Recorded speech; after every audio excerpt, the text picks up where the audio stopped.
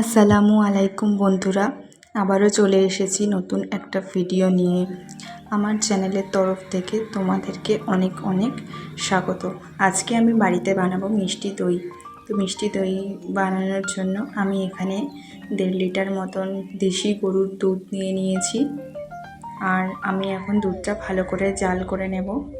আর এর উপরে আমি 4টে মতো এলাচ দিয়ে ভালো করে আমি 10-15 মিনিট মতন নাড়াচাড়া করব। মিষ্টি দই বানাতে গেলে কন্টিনিউ এটা নাড়তে হবে যাতে সর না বসে যায়। তো আমি এখন সেটাই করছি। চলো তাহলে আমি ভালো করে জালটা করে নিই। আর অন্যদিকে দেখো আমি নিয়ে নিয়েছি 100 গ্রামের মতো টক দই। তো আমি টক দইটা পানি ঝরাতে দিয়ে দিয়েছি। পানিটা ঝরে গেলে জিনিসটা আর কি ভালো হবে। এরপরে আমি 2 প্যাকেট মতো পাউডার দুধ নিয়ে নিয়েছি। যেহেতু আমার দুধের পরিমাণটা অনেক, তাই জন্য আমি 2 প্যাকেট মতো দুধ নিয়ে নিয়েছি। তো আমি এখনও কন্টিনিউ দুধটা আমি জাল করে যাচ্ছি।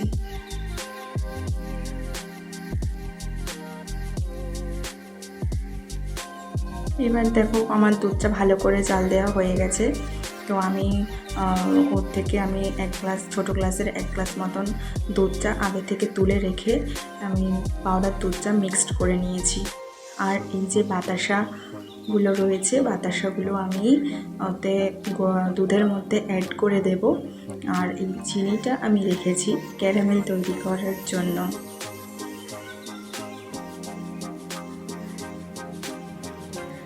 আমি দুধের মধ্যে বাতাসাগুলো অ্যাড করে দিয়েছি। দিয়ে এবারে আমি ভালোভাবে নাড়াচাড়া করব। দেখো দুধটা কত সুন্দরভাবে ফুটে গেছে আর দুধটা অনেকটা ঘন হয়ে গেছে। আর আমি ওই যে দুধটা প্যাকেট দুধটা গুলেছিলাম তো সেটাও আমি অ্যাড করে দিয়েছি। আমার মনে হলো আরও কিছু বাতাসা অ্যাড করার দরকার আছে, তো আমি আরও কিছু বাতাসা অ্যাড করে দিলাম। এরপরে আমি চিনিটা রেখেছিলাম ক্যারামেল করার জন্য, তো আমি সেটা নিয়েছি একটা অন্য আলাদা পাত্রে। তো সেটা আমি প্রথমে হালকা আঁচে আমি ভালো করে নাড়াচাড়া করে নিচ্ছিলাম। তো তারপরে আমার মনে হলো যে গ্যাসের ফ্লেমটাকে একটু বাড়ানো দরকার, তো আমি একটু হালকা বাড়িয়ে নিয়েছিলাম। নেওয়া মাত্রই আমি দেখলাম যে চিনিগুলো আস্তে আস্তে গলা শুরু করে দিচ্ছিল এবং চিনিগুলো কালার আসছিল। চিনিগুলো প্রায় গলে যাওয়া অবস্থাতেই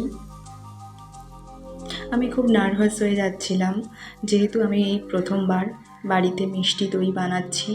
এর আগে আমি কোনো দিনও বানাইনি। তো দেখা যাক কি হয়।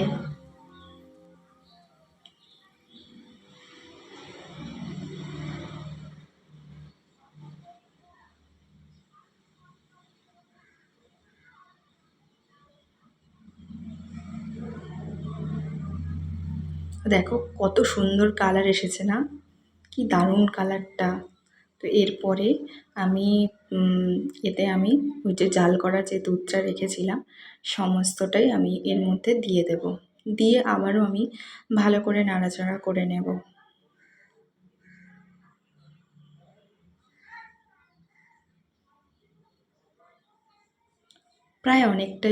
প্রায় হয়ে এসেছে বললেই চলে। তো আমি এবারে আরও একবার ভালো করে ফুটিয়ে নিয়ে আমি গ্যাসটাকে অফ করে দেব।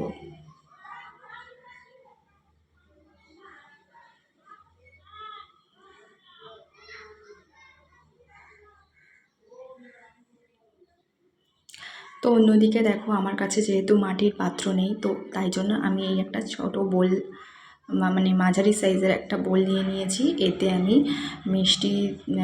টক দইটা আমি ভালো করে গায়ে লেপে দিয়েছি। আর এই যে মিষ্টি দইয়ের মধ্যে যে এটা ছিল তোমার হচ্ছে টক দইটা ছিল পানি ঝরাতে, তো সেটা আমি এটা পুরোটাই অ্যাড করে দেব। এবারে ভালো করে আমি এটা মিক্সড করে দেব। দিয়ে ওটা ঢেলে দেবো। এবারে আমার কাছে যেহেতু পেপার ছিল না, তো আমি আমার খাতার পেজ ছিঁড়ে ভালো করে আমি গার্ডার দিয়ে আটকে দিয়েছি। তো দেখা হচ্ছে পরের দিন সকালে। দেখো পরের দিনই সকালবেলায় আমি রিশানের পাপাকে দিয়ে টেস্ট করাচ্ছি যে হয়েছে কি না। তো দেখে তো ভালোই বোঝা যাচ্ছে যে দইটা খুব সুন্দরভাবেই বসেছে, এবং দেখা যাক খেয়ে কি বলে।